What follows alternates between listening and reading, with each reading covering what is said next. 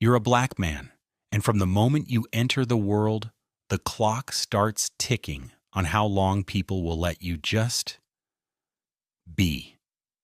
You're not even out of diapers before someone decides you're too rough on the playground. You shove a kid, and it's a crisis. He shoves back, and it's boys will be boys. But you're aggressive. You're a problem. You're already getting the kind of attention no one wants. Wide eyes, stiff posture, people pulling their children just a little closer.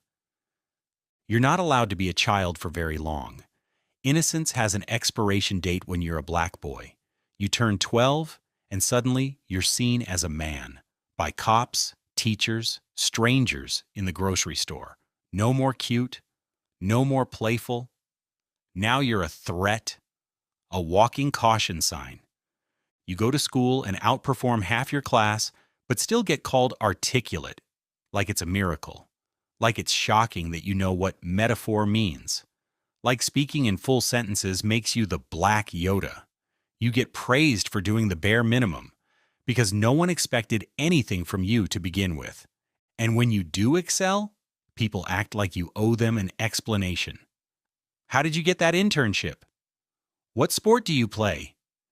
You can't just be smart, you can't just be talented. There's got to be a catch. You learn quickly that your tone has to be soft, even when you're right.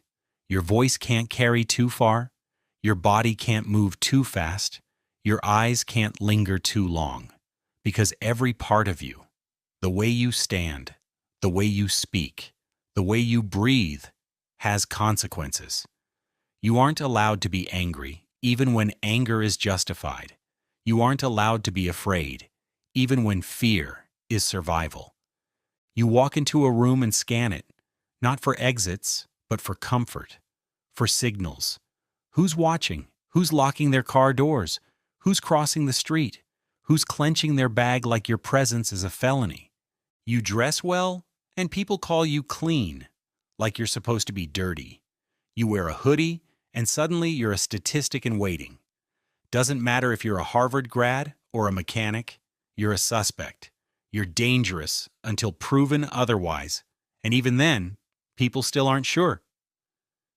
You get followed around in stores like you're casing the place. You haven't stolen a thing in your life, but you're already on the security camera's highlight reel. Meanwhile, Becky's stuffing candles into her tote bag like it's a clearance bin and nobody bats an eye. You drive a nice car and get pulled over for looking suspicious. Suspicious of what? Owning property? Breathing while melanated?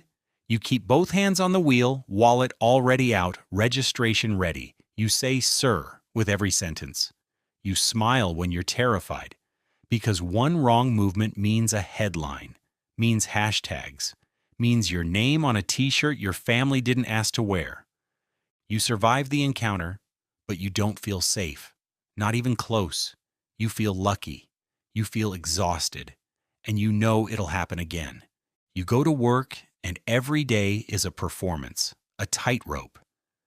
You code switch so hard you forget what your actual voice sounds like. You laugh at jokes that aren't funny. You nod through microaggressions like it's a damn reflex.